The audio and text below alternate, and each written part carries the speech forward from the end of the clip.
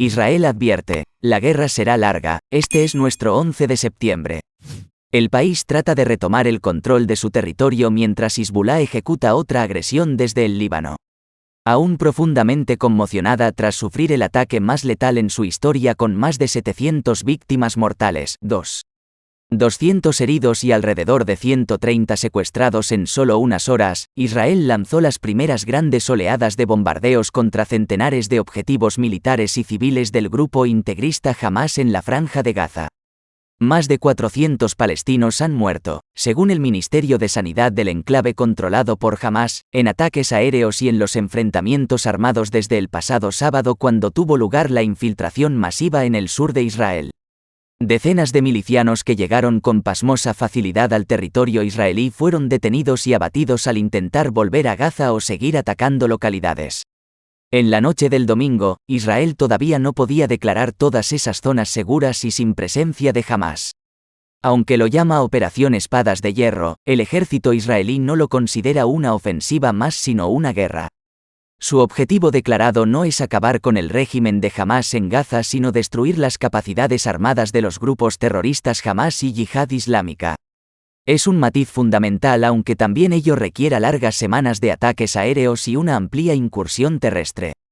Esta opción se encuentra en la mesa del primer ministro Benjamin Netanyahu, bajo la amplia exigencia de los suyos a una represalia sin precedentes al ataque sin precedentes pero también consciente de que la invasión de Gaza pondría en peligro a los rehenes israelíes y abrir nuevos frentes por parte de otros grupos en la región animados por el inesperado y clamoroso fracaso defensivo de su poderoso enemigo común ante Hamás.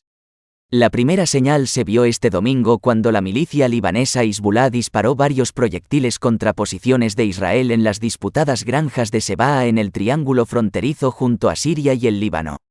La respuesta del Sahel también fue limitada en un intento mutuo de evitar un choque a gran escala entre ellos. En cualquier caso y aprendiendo la lección de lo ocurrido en el sur, Israel envió más tropas de refuerzo a la frontera con Líbano. La decisión del jefe de Hezbollah, Hassan Nasrallah, de participar en la guerra, que tendría trágicos efectos para el Líbano como en 2006, depende de la luz verde de su patrón en Teherán que no oculta su euforia por lo sucedido este fin de semana. El presidente iraní, Ibrahim Raisi, conversó por teléfono con el líder de Hamás, Ismail Haniyeh, y de Yihad Islámica, Ziad Najaleh, para estrechar la alianza anti-israelí en uno de sus momentos más álgidos. Según la agencia Tasnim News, Raisi apoyó el derecho de defensa de la nación palestina y acusó, el régimen sionista y sus seguidores son responsables de la inestabilidad en la región. Horas antes de que el Comité de la Lucha Antiterrorista israelí avisara ante la posibilidad de atentados contra israelíes en el extranjero, un policía en Alessandria disparó a quemarropa contra un grupo de turistas israelíes, asesinando a 2 de ellos y a un guía turístico egipcio. Más allá de presumir de su mayor éxito operativo y mediático desde su fundación en 1987, Hamás prosiguió su campaña en 3 vertientes: lanzamiento de proyectiles, enfrentamientos armados de los milicianos que aún permanecían en territorio israelí y guerra psicológica en torno a los rehenes israelíes, entre ellos niños y ancianas y algunos de ellos también con nacionalidad estadounidense o europea, con el objetivo de un canje de presos. Se trata de una promesa personal del líder de Hamás en Gaza, Yahya Sinwar, a sus compañeros de celda en la cárcel israelí en 2011. Entonces Sinwar fue puesto en libertad junto a otros 1026 palestinos a cambio del soldado Gilad Shalit secuestrado en una base israelí fronteriza en 2006. Hoy, Hamás tiene decenas de Shalits, lo que eleva el estado de shock de los israelíes en Israel en una situación inédita incluso antes de los 700 funerales.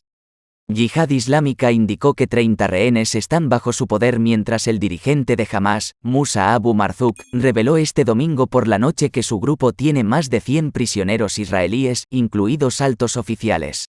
El ataque sufrido por Israel puede ser visto como una mezcla de acontecimientos traumáticos externos, 11S y Pearl Harbor, e internos, el atentado terrorista palestino contra deportistas israelíes en Múnich 72 y la guerra de Kippur iniciada también con un ataque sorpresa de Egipto y Siria.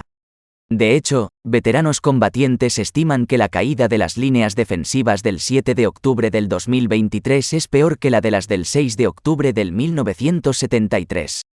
Hace 50 años, los indignados gritos de socorro eran proferidos por soldados en la defensa de posiciones atacadas en el Sinaí o el Golán. El sábado fueron de jóvenes que participaron en una multitudinaria fiesta de música por la paz antes de ser masacrados en masa. Se hallaron 260 cadáveres, por terroristas al más puro estilo Estado Islámico, IS, o de mujeres encerradas en sus casas mientras hombres con Kalashnikov se encontraban al otro lado de la puerta. Nunca pude imaginar terroristas de Hamás circulando en sus vehículos en las calles de Sderot.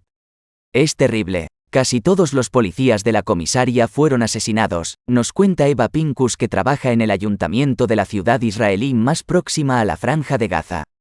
Lo que sucedió el sábado fue planeado durante muchos meses y para ello se hicieron maniobras para confundir al enemigo, afirma el representante de Hamás en el Líbano, Ahmed Abdul Hadi, sobre un ataque que arrancó con drones atacando los sistemas de vigilancia fronteriza.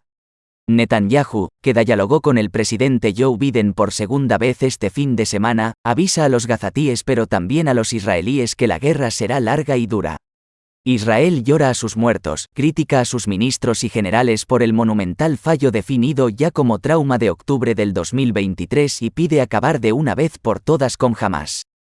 Pero Hamás no está en una isla sino en una de las zonas más densamente pobladas del mundo. Los gazatíes son conscientes que los peores días y sobre todo noches están por llegar. Mucho peores incluso que los sufridos entre continuas bombas en las diversas escaladas desde la retirada israelí en 2005. Esta es mi quinta guerra. La guerra debería terminar. No quiero seguir sintiendo esto, pidió Kasab al-Attar, un palestino en silla de ruedas en Gaza cuyos hermanos lo llevaron a un refugio cuando las fuerzas israelíes bombardearon su casa, según contó a la agencia Reuters. Decenas de miles de palestinos abandonaron sus casas en busca de refugio. Más de 20.000 lo hallaron en las escuelas de UNRWA, agencia de la ONU para los refugiados palestinos. Con la intensificación de los ataques en los próximos días y el nuevo cierre de los accesos, Gaza parece abocada a otro desastre humanitario.